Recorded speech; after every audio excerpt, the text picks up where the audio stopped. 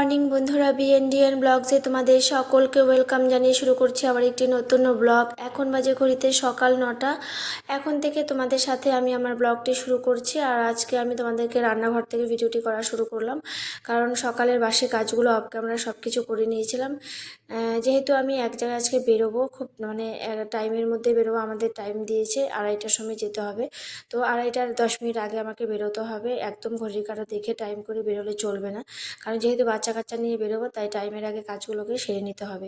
তো সংসারের সব কাজ গুছিয়ে নিয়ে ঠিক টাইমে সেই জায়গাতে আমাকে পৌঁছতে হবে।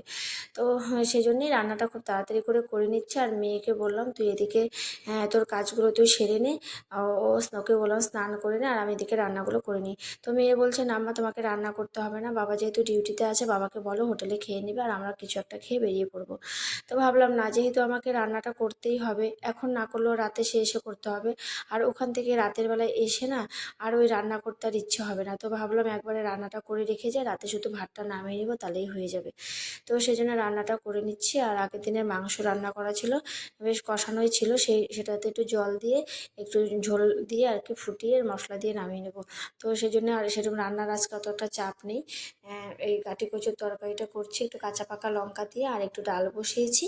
আর ওইদিকে মাংসটাকে একটু ফুটিয়ে নেবো। বড়টা রাতের বেলা মাংস খাবে না, ওর জন্য একটা আলু সেদ্ধ, হাতে একটু আলু টালু সেদ্ধ দিয়ে দেবো, তাহলেই হয়ে যাবে।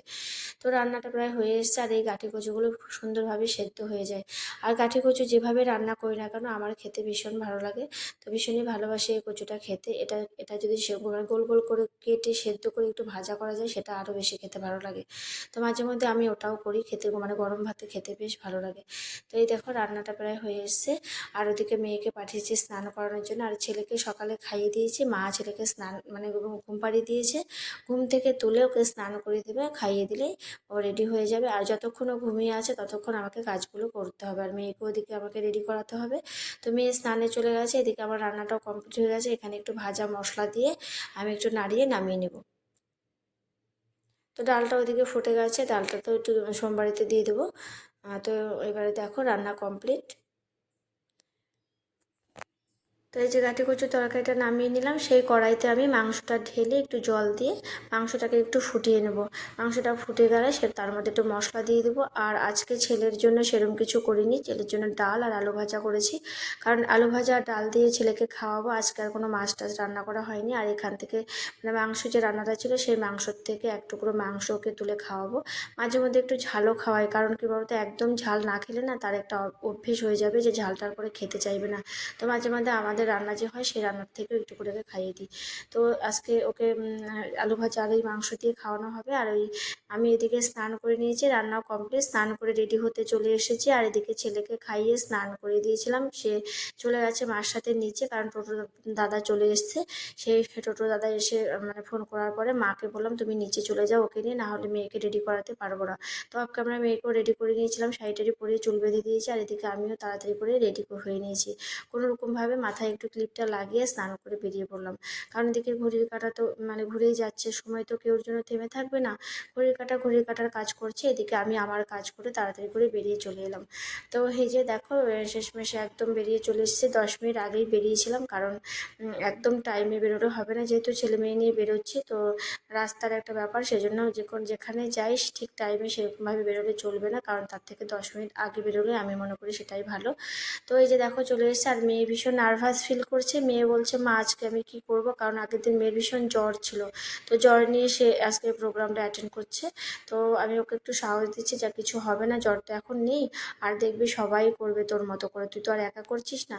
তো বলছে সেটাই, মেয়ের ভীষণ নার্ভাস ফিল করছে আর কি। তো সেই জন্য কি বলতো, একটু আগে এসেছি।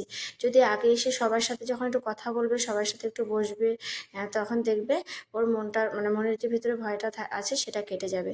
তো সেই জন্য একটু আগে এসছে। আর এসে দেখি সেরকম কেউই আসেনি, আমরাই প্রথম এলাম।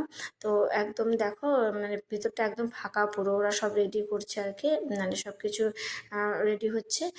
তো এই যে এটা হচ্ছে অ্যাকচুয়ালি ওই 22শে শ্রাবণের কবিগুরু রবীন্দ্রনাথ ঠাকুরের প্রয়াণ দিবসের প্রোগ্রাম, কারণ সেই দিনটিতে হয়নি, প্রত্যেক বছর তাই হয়। ওই দিনটিতে আর হয় না, সেই দিন অন্য ঝামেলা থাকে, স্কুলের অন্য প্রোগ্রাম থাকে বলে সেই দিনটিতে আর করা হয় না এখানে। আর এটা হয় হচ্ছে বেশ 2-3 দিন পর। তো এটা হচ্ছে রাখি পূর্ণিমার আগের দিনের প্রোগ্রাম। আর এদিকে এদিকে দেখো বরকে ফোন করেছিলাম, বর তো এই যে চাবি রেখে এসেছিলাম, তো বর বলছে আমি একটু আসছি, তো ছেলের সাথে দেখা করতে এসছে, মেয়েকে দেখতে এসছে। এসে তারপর সে আবার এদিকে হাসছে, মেয়ে বলছে পিছন থেকে খোপাতে হাত দিয়ে বলছে মনে হচ্ছে পিছনে একটা পাথর ঝুলিয়ে রেখে দিয়েছি। সেটা শুনে বড় হাসছে। তো মেয়ে বলছে বাবা তুমি এসো, বলছে হ্যাঁ আমি আসবো। ফ্রেশ হয়ে স্নান করে চাবিটা ওকে দিলাম। তো আমি দিয়ে তারপরে ও বলছে ফ্রেশ হয়ে স্নান করে খাওয়া দাওয়া করে তারপরে আসবে। আর ততক্ষণে ছেলেকে একটু ভুলিয়ে রাখছি, কারণ ওকে যদি এইভাবে একটু ভুলিয়ে না রাখি তাহলে কি বলতো কান্নাকাটি শুরু করলে আমার আর এখানে থাকা যাবে না, আমাকে সে আবার ছেলেকে নিয়ে চলে যেতে হবে। সেই জন্য অনেক ভুলিয়ে ভালিয়ে রাখছি, যতক্ষণ না ওর বাবা আসছে ততক্ষণ ওভাবে ওকে রাখতে হবে। তো যাই হোক মানে এখন অবধি ছেলে ভালোই আছে। তো এই যে দেখো এদিকে সব কিছু রেডি হচ্ছে, প্রায় প্রোগ্রাম শুরু হওয়ার দিকে। তো চলো দেখতে থাকো ভিডিওটি, আশা করি তোমাদের ভালো লাগবে।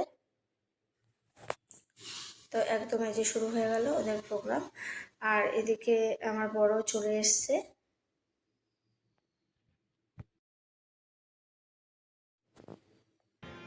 তো আর এদিকে সত্যি কথা আমার মেয়ের ভীষণই জ্বর ছিল আগের দিন, এই জ্বর নিয়ে যে প্রোগ্রামটা করেছে এটাই অনেক। তো যেমনই করেছে যাক ভালোই করেছে। তো এই যে দেখো এইদিকে প্রোগ্রাম মানে এটা হচ্ছে শেষ গান, ওর 3টে গান ছিল, প্রথমে একটি ছিল সবাই মানে সবাই মিলে, আর শেষে ছিল সবাই, আর মাঝখানে একটি একা সে গাইছিল, সেটা আমি তুলতে পারিনি। তো যাই হোক তোমরা এখানে এই ভিডিওটি আমি শেষ করব, এটা হচ্ছে লাস্ট গান। তো এখানে প্রোগ্রামটাও শেষ আর আমার ভিডিওটা আমি এখানে শেষ করছি। তো সবাই সুস্থ থেকো, ভালো থেকো। আর আমার ভিডিওটি যদি কোথাও তোমাদের ভালো লেগে থাকে তাহলে অবশ্যই বলবো আমার ভিডিওতে একটি লাইক করো, কমেন্ট করো, প্রচুর বন্ধুদের সাথে শেয়ার করো। আর যারা আমার চ্যানেলটিকে এখনও সাবস্ক্রাইব করেনি তাদের বলবো আমার চ্যানেলটিকে সাবস্ক্রাইব করে আমার পাশে থেকো। তো থ্যাংকস ফর ওয়াচিং, টাটা।